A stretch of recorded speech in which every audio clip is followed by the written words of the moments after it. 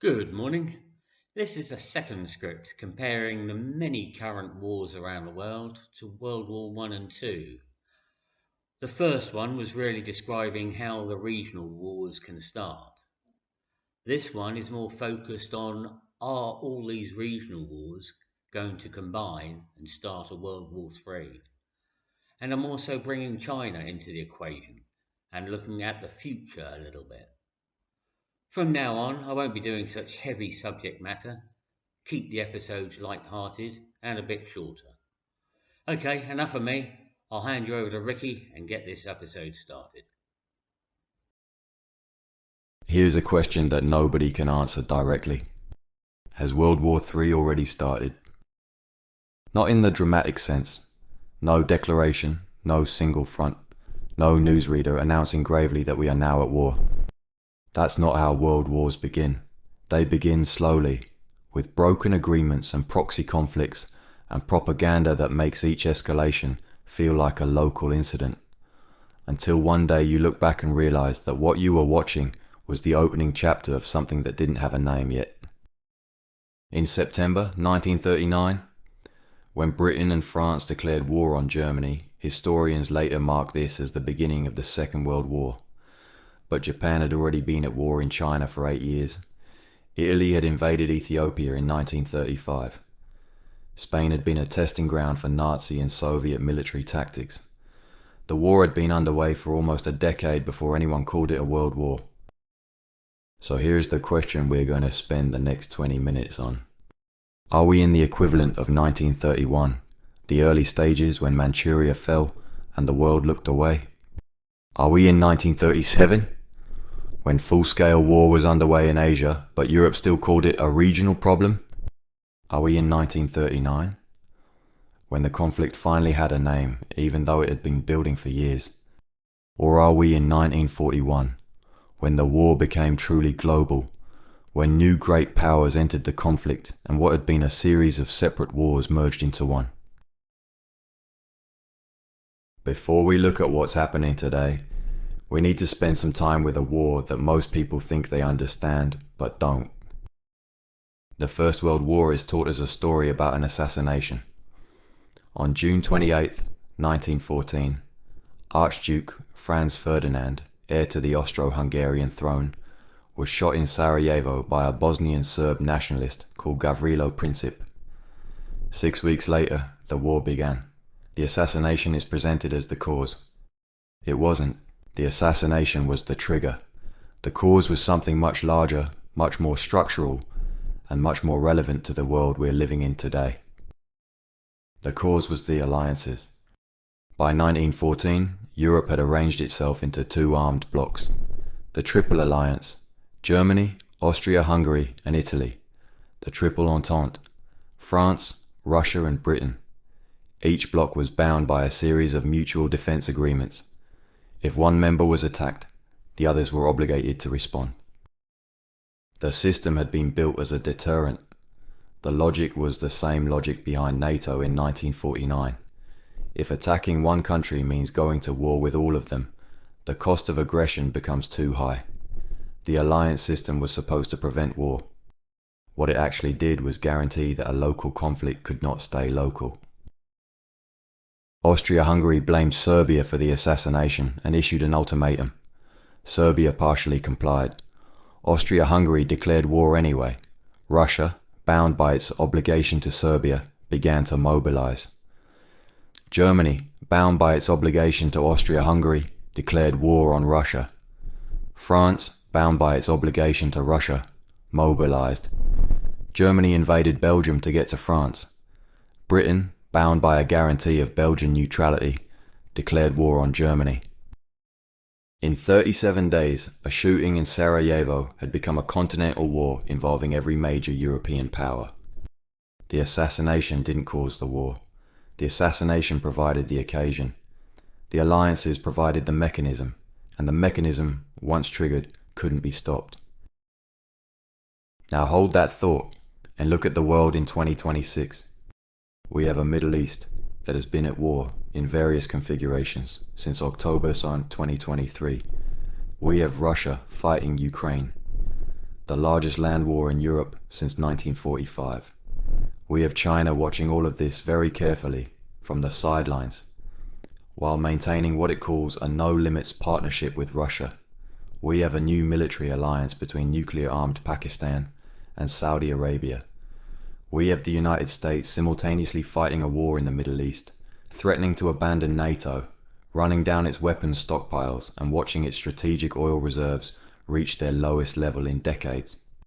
And we have a series of alliances and alignments, some formal, some informal, some publicly acknowledged and some quietly understood, that bind these conflicts together in ways that most news coverage simply does not capture.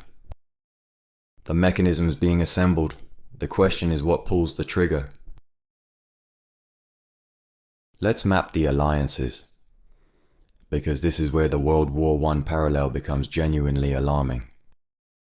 We tend to think of today's conflicts as separate: Russia versus Ukraine, Israel versus Iran, China versus everyone in the South China Sea, the United States versus its own internal divisions about what it owes the world. They are not separate, they are interconnected, and the connections are being formalized at a speed that many people are barely aware of. Start with Russia. In February 2022, Russia invaded Ukraine. The Western response was unprecedented: sanctions, weapons, financial support for Kiev at a scale nobody expected to sustain. Russia needed alternatives. It found them. China became what NATO officially called a decisive enabler of Russia's war machine. Russia imports nearly 70% of its machine tools and 90% of its microelectronics from Beijing. Without Chinese industrial support, Russia's ability to sustain high-intensity warfare would be severely compromised. China has also reportedly shared satellite intelligence on Ukrainian positions. Reconnaissance flights observed over areas subsequently struck by Russian forces.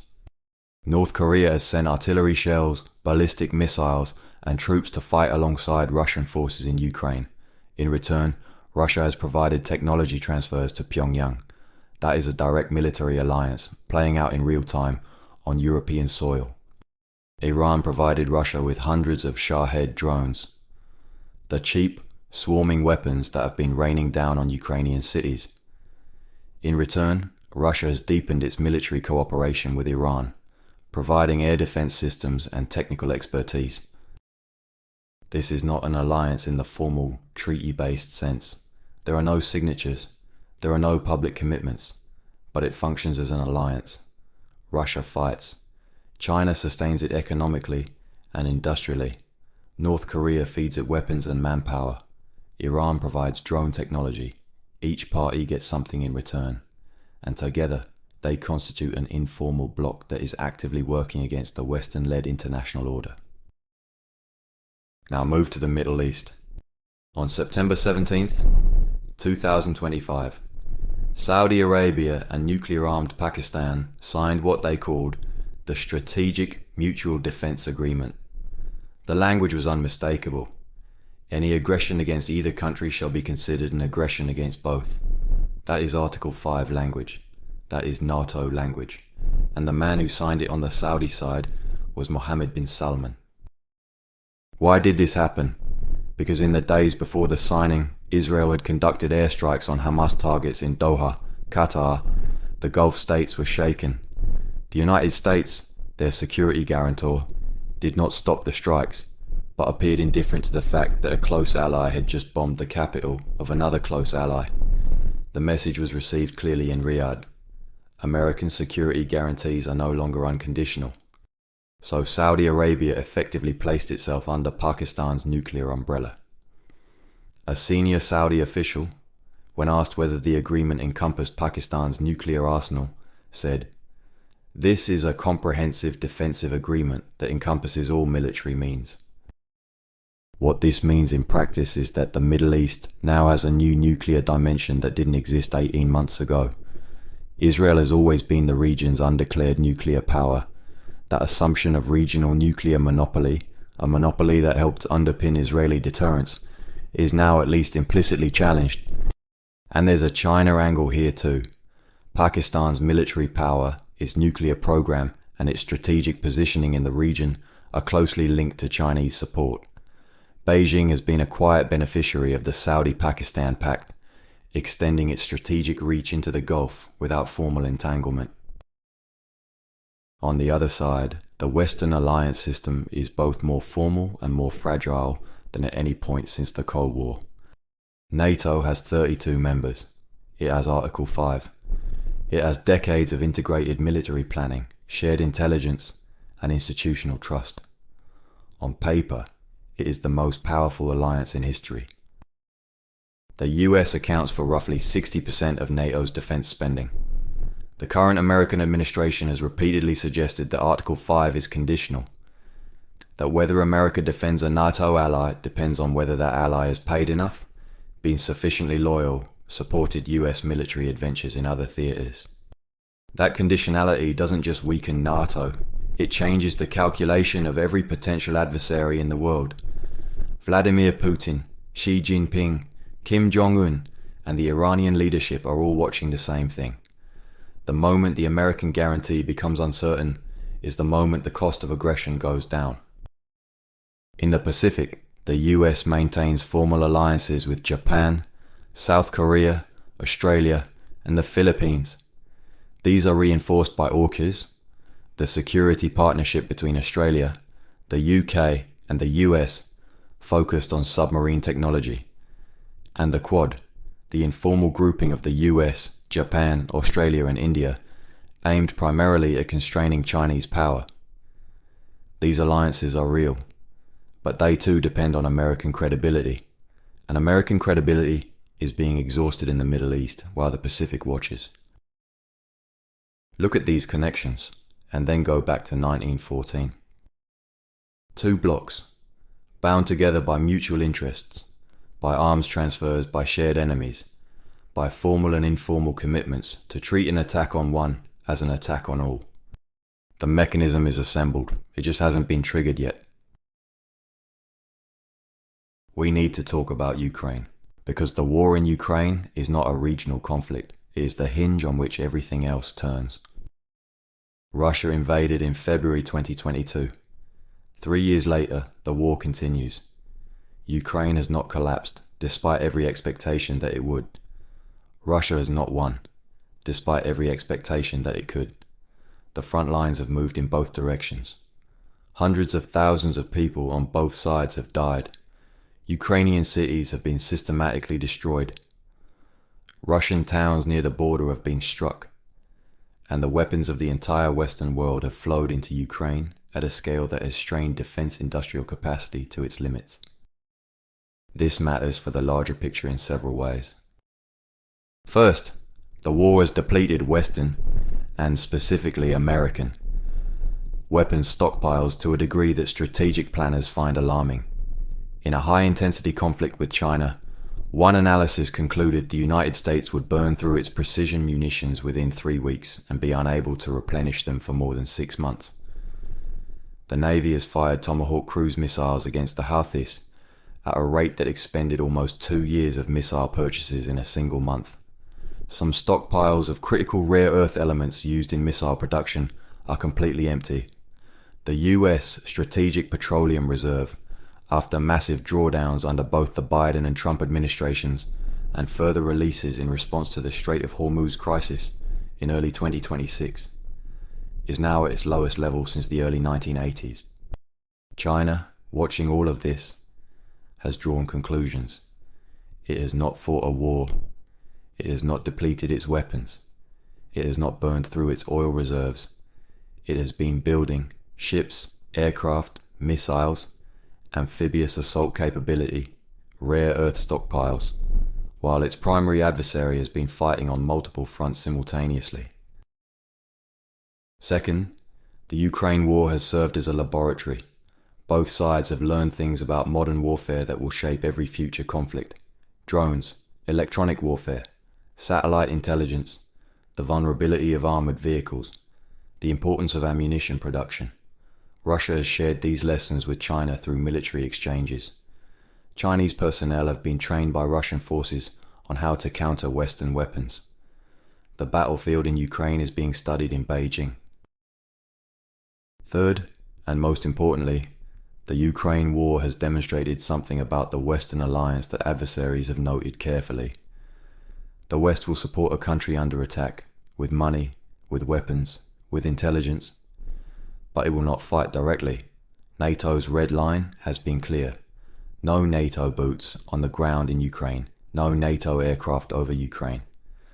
The support is real, but there is a limit to it, and that limit, the point at which the Western alliance stops short of direct combat, is a signal to every adversary about where the line actually is.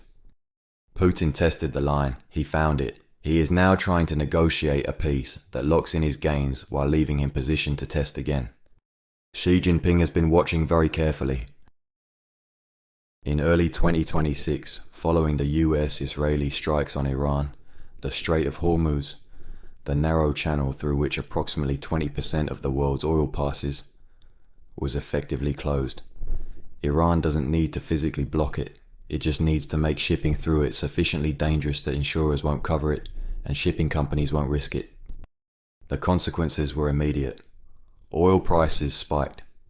The US and 31 other nations released emergency petroleum reserves in a coordinated response, the largest such release in history. The US alone released 172 million barrels, further depleting a strategic petroleum reserve that was already at historically low levels. China did the opposite. Before the crisis, China had been building its strategic oil inventories. While the West was releasing reserves, China was sitting on one of the largest stockpiles in the world. Energy is a weapon. China has it. The United States is running low. Everything we have discussed so far is context for the question that most analysts believe will define the coming decade. Will China take Taiwan by force? That shapes US defense spending. That drives the AUKUS agreement and the Quad. That determines whether Japan rearming is deterrence or provocation. That sits at the center of the most consequential geopolitical question of the 21st century. Let's be honest about what we know and what we don't. China regards Taiwan as a breakaway province that will be reunified as part of what Xi Jinping calls national rejuvenation. This is not negotiable from Beijing's perspective. It is a matter of national identity and historical destiny. Xi has said reunification must happen. He has not said when. For years, the assumption among Western defense planners was what became known as the Davidson window, named after Admiral Phil Davidson, who told Congress that China was targeting 2027 as the year it would be ready to invade Taiwan. That deadline has become less certain. A 2026 US intelligence assessment concluded that China does not currently plan to execute an invasion in 2027 and has no fixed timeline. But the same report acknowledged China continues to build the capabilities it would need. The numbers are stark. China's defense budget is 8 times Taiwan's. The PLA has more than 2 million active personnel, against Taiwan's 170,000. China has been building amphibious assault ships, aircraft carriers, advanced fighter aircraft, and sophisticated missile systems at a pace that has no historical peacetime precedent. It has run military exercises encircling Taiwan, what it calls justice mission drills, that are explicitly rehearsals for a blockade or invasion. So why hasn't it happened? Several reasons. An amphibious assault on a mountainous island defended by a determined population would be extraordinarily difficult. Analysts describe it as more complex than the D-Day landings. China's military has been through multiple rounds of purges at its senior levels, which undermines institutional readiness. Sanctions following an invasion could cause severe economic damage to an economy that is already slowing. But here is the counter-argument, and it is the one that should concern us most. The United States has just fought a war in the Middle East. It has been supplying Ukraine for 3 years. Its weapons stockpiles are depleted. Its oil reserves are at historic lows. Its political attention is divided. Its alliance system is under internal strain. The current administration has been muted in its response to Chinese military exercises around Taiwan and has not clearly stated whether it would intervene militarily in a conflict over the island. China still has a full war chest. Its military has not been depleted. Its oil reserves are being built up.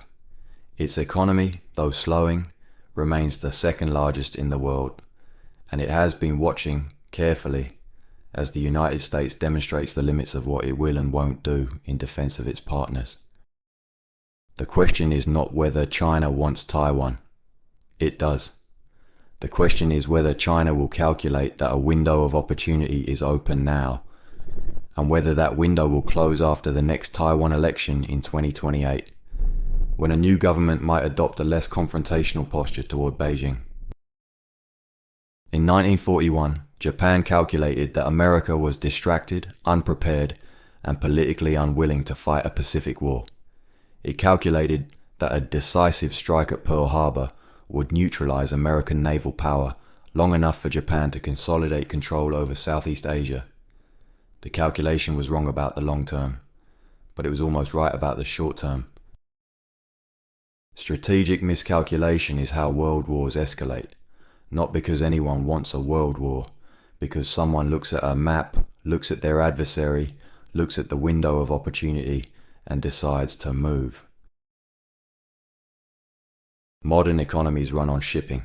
90% of global trade moves by sea, and the sea has choke points, narrow passages that every ship must pass through, that make the entire global economy vulnerable to whoever controls them. Look at where the conflicts are. The Strait of Hormuz, through which Iran's closure has already triggered the largest emergency oil release in history. The Red Sea, where Houthi attacks on commercial shipping have disrupted global supply chains and forced shipping companies to reroute around the Cape of Good Hope, adding weeks and hundreds of millions of dollars in costs.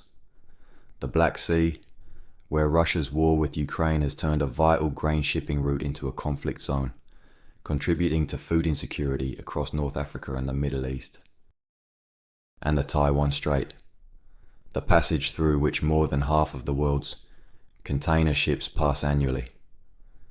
The body of water that separates the Chinese military, that has been building for decades, from an island that produces the majority of the world's most advanced semiconductors.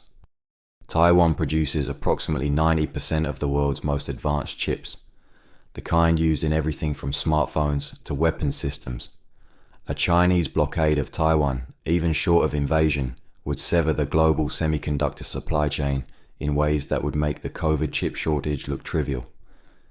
Every advanced weapon system, every modern vehicle, every data center, every hospital, all of them depend on chips that, if China moves on Taiwan, stop being available. This is not a hypothetical. This is the supply chain vulnerability that every major economy is scrambling to address right now, which is why the United States is spending hundreds of billions of dollars to build domestic chip manufacturing, and why Taiwan has agreed to invest at least $250 billion in chip production on US soil in exchange for tariff relief. The world is organizing itself around the assumption that the Taiwan Strait may not be reliably open for much longer. That is not alarmism. That is what the investment flows are telling us. So, are we in 1931, 1937, 1939, 1941? My honest answer is probably 1938, and here is why. 1937 is when the Second World War was clearly underway in Asia, even though the world hadn't named it. Right now, the wars in Ukraine and the Middle East are clearly underway. They involve great powers, either directly or through proxies. They are reshaping the global alliance system. They are depleting Western military capacity while adversaries build theirs. They are driving new military pacts and testing old ones. The machinery of a larger conflict is in motion. But we are not yet at 1939. No great power has made a move that forces every other great power to choose sides. China has not moved on Taiwan. Russia has not crossed a NATO border. The alliances have not been triggered in the way that turned a local conflict into a world war.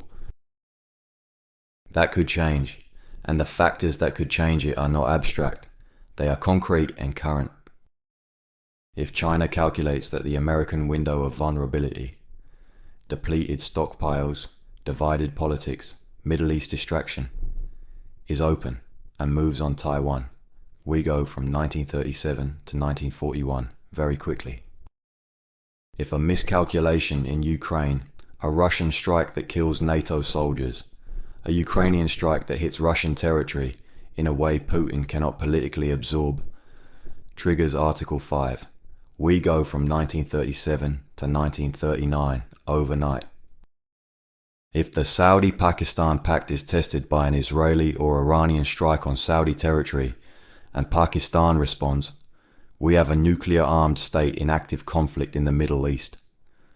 The escalation dynamics from that point are genuinely unknowable. None of these things are inevitable. History is not predetermined. The fact that the mechanism is assembled doesn't mean it will be triggered. The Cuban Missile Crisis brought the world closer to nuclear war than almost any other moment in history. And it was resolved. Not because the mechanism wasn't cocked, but because the people in the room chose, at the last moment, to step back. The question is whether the people in the room today have the same inclination. Here's what I want to leave you with. The First World War killed 17 million people. It was supposed to end all wars. It didn't. It planted the seeds of the second, which killed 85 million. The architects of the post-war world, Truman, Churchill, the others, looked at that carnage and built the structures designed to prevent a third. NATO, the United Nations, the International Economic Order, the nuclear deterrent, the web of alliances and agreements and institutions that made the cost of great power war incalculable. Those structures are fraying. Some of them are being actively dismantled. The people doing the dismantling believe they are making the world safer. They may be right, or they may be making the same calculation that every architect of the previous catastrophe made. That this time, strength alone is sufficient, that we don't need the architecture, that the old rules don't apply to us. They applied to everyone who came before. Whether World War III has already started is a question historians will answer. Our job, right now, is to pay attention, to understand the alliances, to follow the weapons, to watch the choke points, to notice when the mechanism is being assembled before it is triggered. Because by the time the history books give it a name, it will be too late to ask the question. Thank you for listening. And of course, like, comment, subscribe, share. Adios, motherfuckers.